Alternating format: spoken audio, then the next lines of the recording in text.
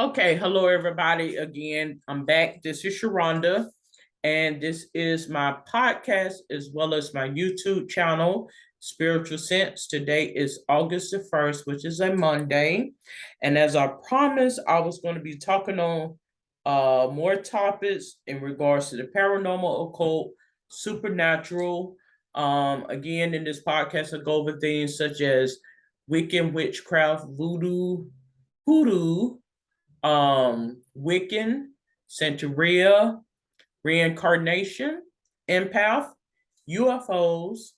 And so, with today's topic, I am going to speak on spiritual attachment and evil eye.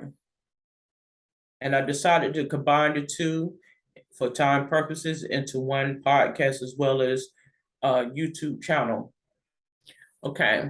So Uh, I pulled up some information here because I just did my daily tarot card reading, and I mentioned that I felt like the reading was applicable to someone who had or who has some energies that attach themselves to them or itself to them. You know how many times, if from a hard day's work, many people want to just take the uniform off or whatever at the door, go in, get a shower and everything to wipe off not only the dirt, sweat, and odor, but spiritual as well. You know, cleansing is not just for we be clean, but it's also to be cleansed spiritually as well. And so basically that's what we're talking about, going to talk about today. So I have some information I pulled up here. We're going to begin with um, spiritual attachment. How to tell if a spirit is attached to you. I am on a website. I'm gonna try to not read it verbatim, but I feel as though this is something that is very um, pertinent in regards to job force, workplace. If you go to someone's home or you visit, uncommon lands or whatever the case may be, certain energies will attach itself to you, and you will see it by way of oftentimes if you pay attention, I kid you not, is you know how we all would get in a zone to where we will kind of be guided to drive home, like we in the zone and we may see a particular car that we favor and we may or something that's on the car and we just kind of like follow it home. That's totally different. Like if you even pay attention, and this is not to make people paranoid or afraid or whatever the case may be, but you will notice how they is, if you look, God will show you it's kind of like in a line, you know, when you have energies that are following your home. And the best way to circumvent that energy is to go in a circle, meaning don't go straight home. Don't go straight home when you can feel that energy will follow you where you go. You don't go straight home. That's why you go in a circle. That means, and I had the food card to come up in my last reading, the food card, as well as I want to say the two of cups may have been, or pentacles or whatever. And this is to let you know you don't go straight home. You don't go straight home because those energies, that's their job. There's no reasoning, there's no logic base. That's what it is. Plain and simple. You can't change it. You can't do anything with it. It's just what it is. And so in order to shield you and protect you, it's not to admit defeat or surrender, but it's more supernatural than you would know. Don't fight the force. And basically you have to go in a circle. That's the only way I can explain it to you. But it mentions that spiritual attachment is defined in the simplest term as a person who has an undesirable energy or entity connected to them. This concept has been accepted by many shamans, esoteric philosophies, transpersonal psychology, and mediums for a long time. And due to the increase of mainstream exposure into paranormal investigation, it continues to be actively investigated and researched. Spirit attachments are a specific grouping of negative, subtle energies which can vary in power, have different potential effects, and may be misdiagnosed as symptoms that can fit a number of other possible causes. We all have spiritual attachments in different degrees, and that is true.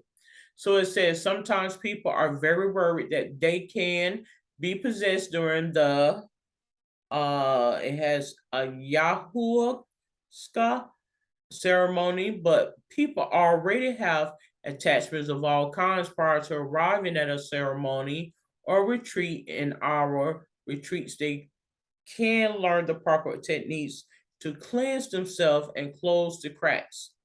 It says cracks are opening in our energy body that can be caused by a variety of reasons, and the undesirable energies usually enter these cracks, or it refer to it as cracks, but my understanding is more or less like a vortex or a portal. Most of the time, people are unaware of their energy body, and that is why this happens at an unconscious level. Possession of spirit attachments is happening all the time because unconsciously people are inviting and feeding these entities through their actions, habits, thoughts, and beliefs. Okay, first of all, I'm going to tell this part, whoever wrote this, you're not invited. Sometimes you can't invite a spirit in when you try to be happy. You can invite a spirit in if you speak. You can invite a spirit in if you don't speak. You can invite a spirit in if you're happy, if you're unhappy. So blaming energy attachment has nothing to do most all the time. I'm gonna say most time, all of the time with the victim or the person who has that energy comes to them. Because when you do things right, they're gonna find one more thing to argue about. So that has nothing to do with your actions. It has a lot to do with theirs. And when you begin to see things in a more spiritual sense of the matter, they will move in such emotion just like this. Words cannot even explain it. And this is how you know you are dealing with demons. Because you need to learn how to control yourself. If you are someone that is lost, you need to get found. Plain and simple. What creates a spiritual attachment? The reason is it is so common to have attachment is because they enter our energy body after we have a trauma. Now, I do believe that, like when the spirit has been broken, it does make you susceptible to certain energies. As they mentioned, I'm gonna use an analogy. It may not be a good one, but like they say, someone has been molested. Oftentimes they grew up and that's how they become, or if someone has been raped, they typically become promiscuous. So I can understand that.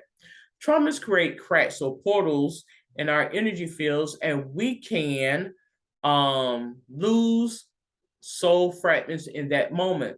The lower spirits enter in these moments of vulnerability if we are not protected or aware. This is very common and happens to almost everybody. So we need to not feel ashamed or guilty for allowing this to happen, as we are unaware and this happens below our level of consciousness.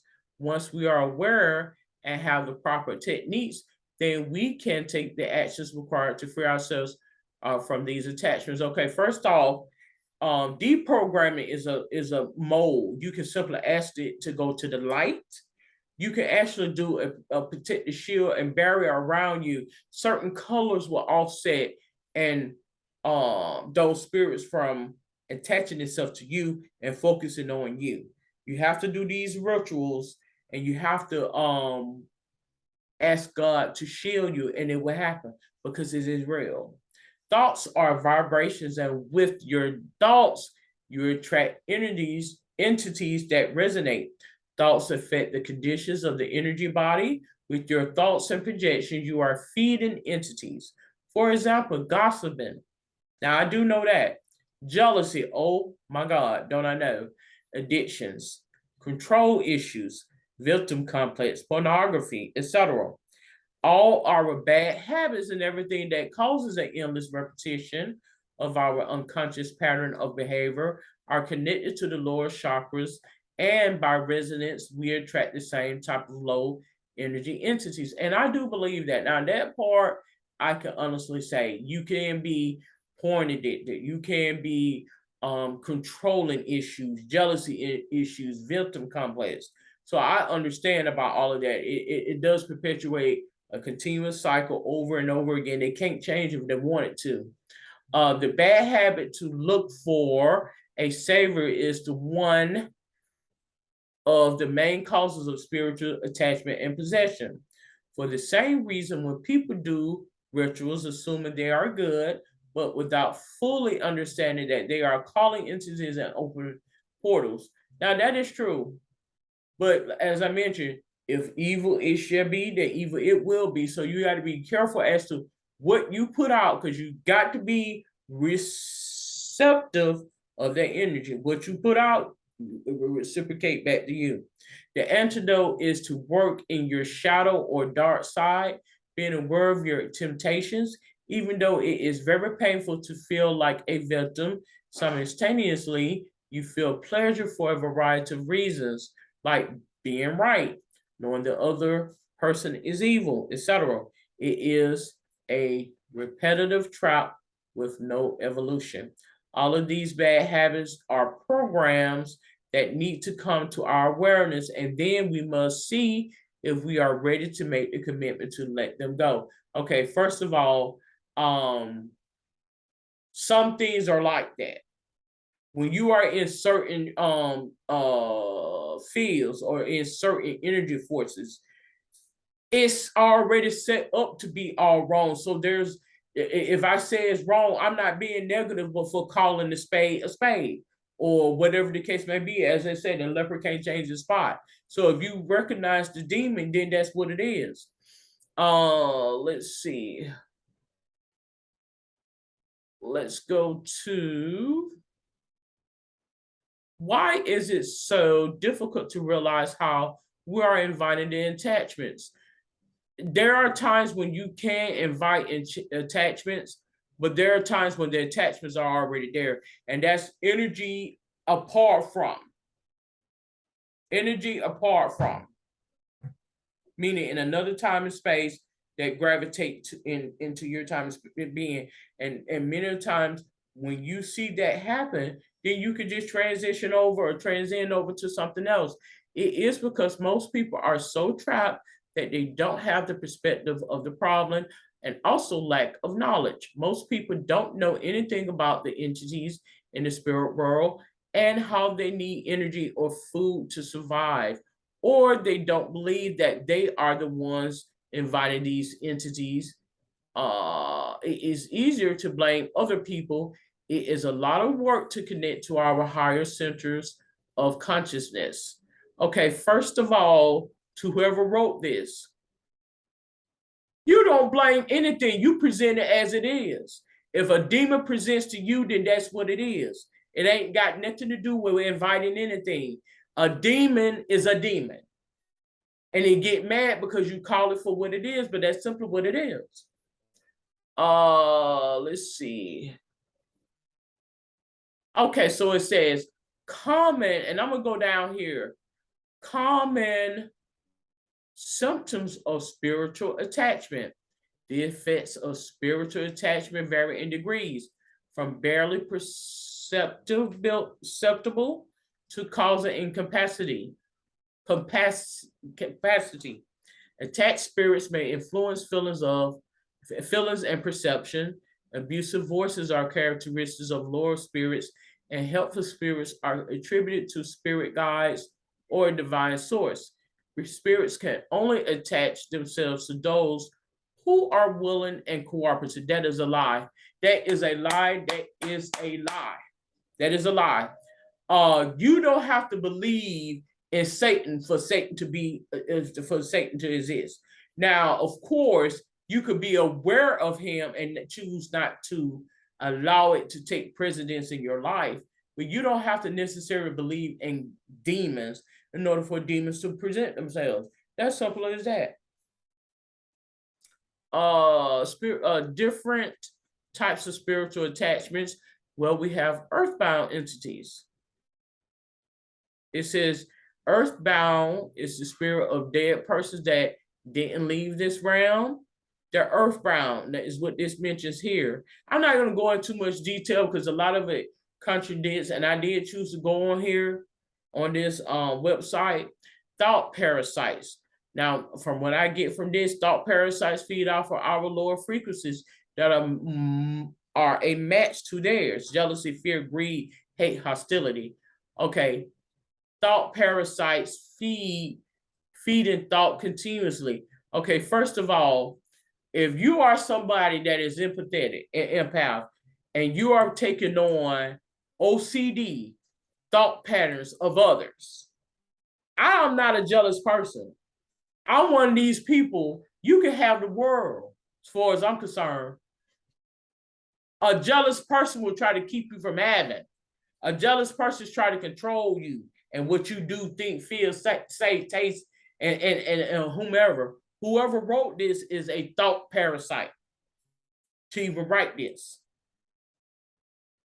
Plain and simple. Because I don't give a damn what you got. Plain and simple.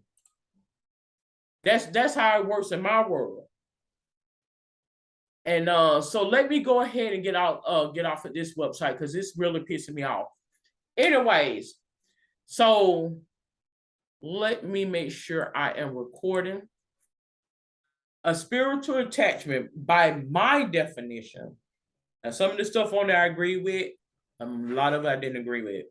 It's energy that has been that you picked up from another time and space that will present in us everyday people. That's what spiritual attachment is. Negative energies, opposing forces. We have good versus bad or evil. We have black versus white. We have alpha, omega, whatever you want to call it.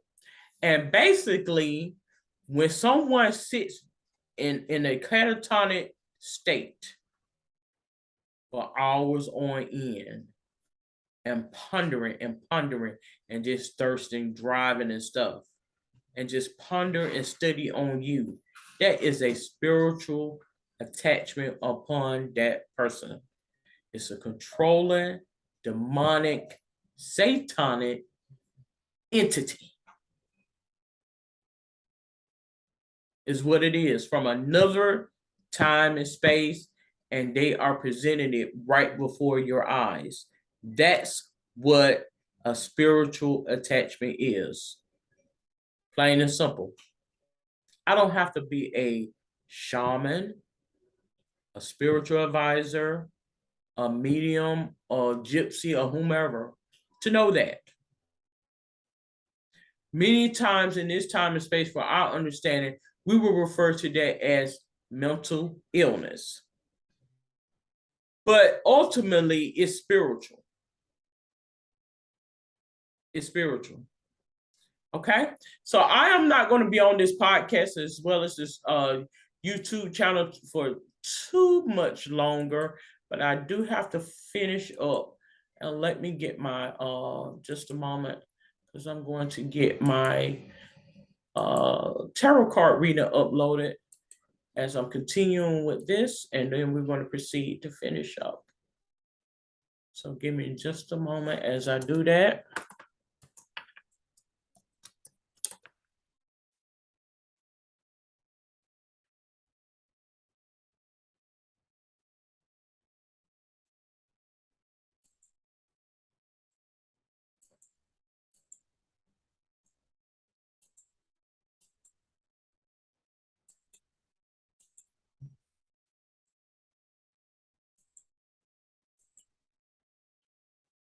Okay.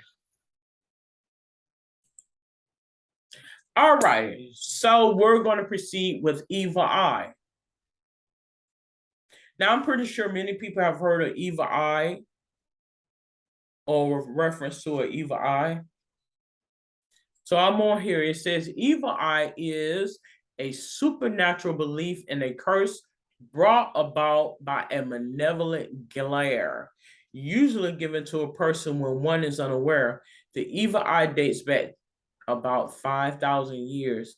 This iconic symbol is present across various religious and cultures, but significantly in the Jewish, Muslim, and Christian faiths. The earliest known belief in the power of the evil eye predates ancient Roman and Greek times. It says classical antiquity. There has been literature that mentions at 6th century BC, it appeared on many of the cups back then. I'm not going to go into a lot of this, but it says that there is some belief that receiving the evil eye will cause misfortune and greed. I just mentioned this in my last daily reading that I just recorded, while others believe it is it to be a kind of supernatural force that casts or reflects a malevolent gaze, back upon those who wish harm upon others. I'm going to tell you, evil eye is real. It's real. It ain't nothing that I want to happen. It ain't nothing that I hope will happen. It ain't nothing that I think will happen. It's what I know will happen. I know evil eye is real. So in essence, it's it's in a sense is a sign of disrespect, is what it is.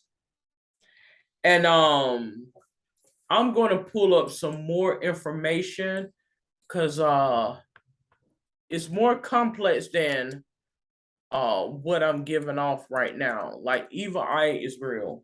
It truly is. It's real.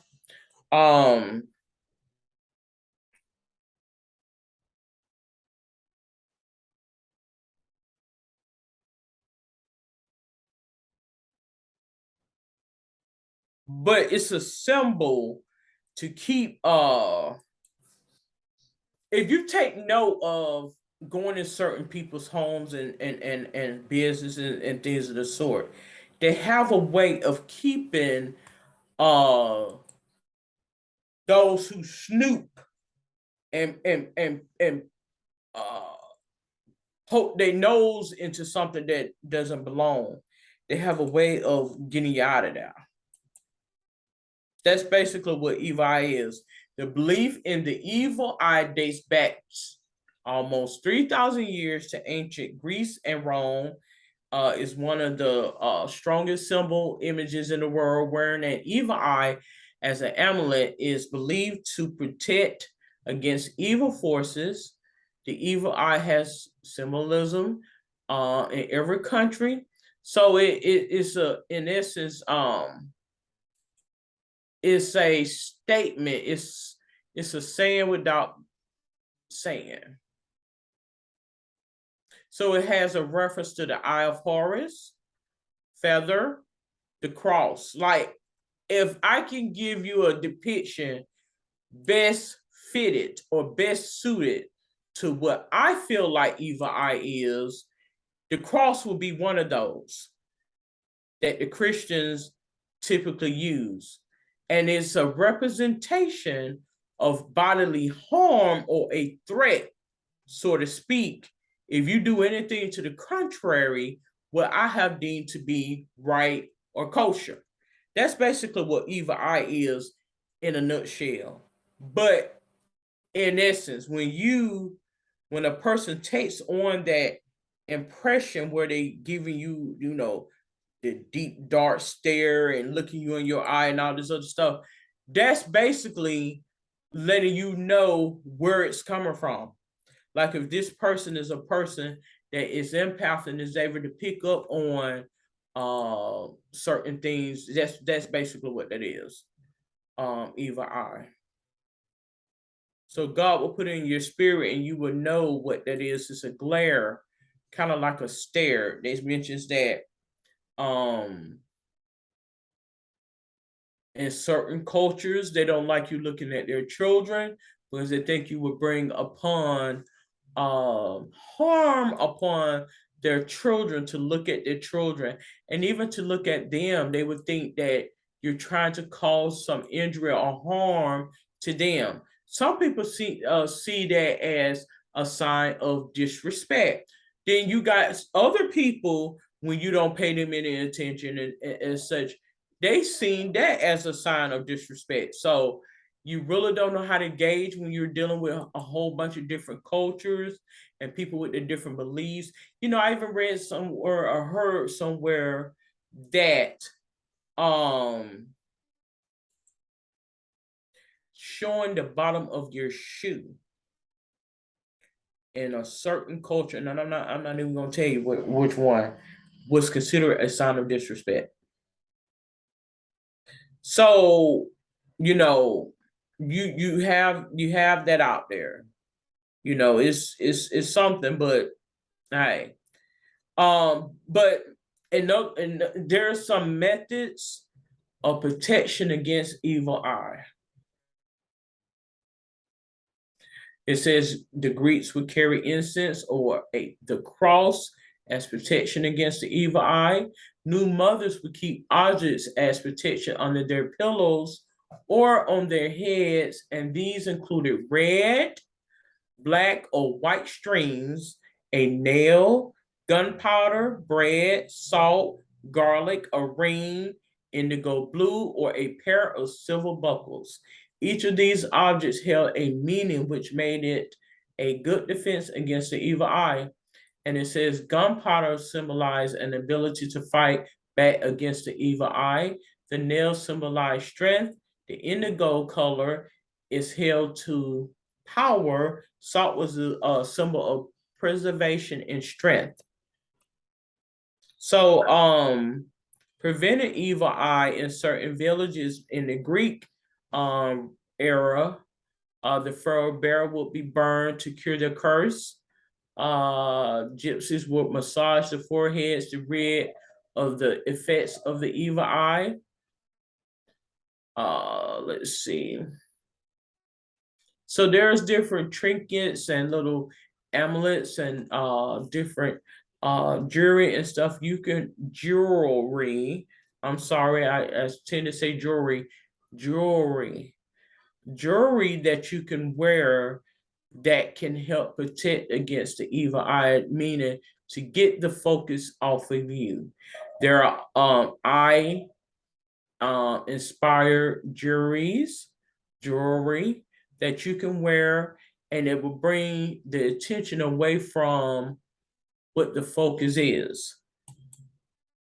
So like me, you know, having blonde tresses, I'm not too fond of blonde, but it does bring attention or take attention away from one aspect and turn it towards something else. So this is why the color of blonde would be for someone who may be voluptuous or who may be well endowed, as they may say. It will bring the eyes up towards here versus anywhere else. So basically, that's what that is. You know, if you someone that's voluptuous in the top, but then there may be a certain style that can gear the eye in a certain manner is what it does. That's what evil eye does. And there are certain things, placement of things within the home, if you don't want people to pay attention to certain things, and they'll be geared towards that. Okay. So that's basically what evil eye is. I'm not going to go into too much of topic in regards to evil eye, because it is real. It's very real. And I know for a fact that someone can cause injury and harm to you by way of evil eye. That ain't nothing this is something that I know. I mean, I just can't, that's the only thing I can just, words that I can explain in regards to that. Okay, so I am going to close out this YouTube channel as well as podcast, speaking on spiritual attachment as well as evil eye. If you have any questions, comments, or suggestions, you're more than welcome to comment below. Until then, have a safe and wonderful day. Good day.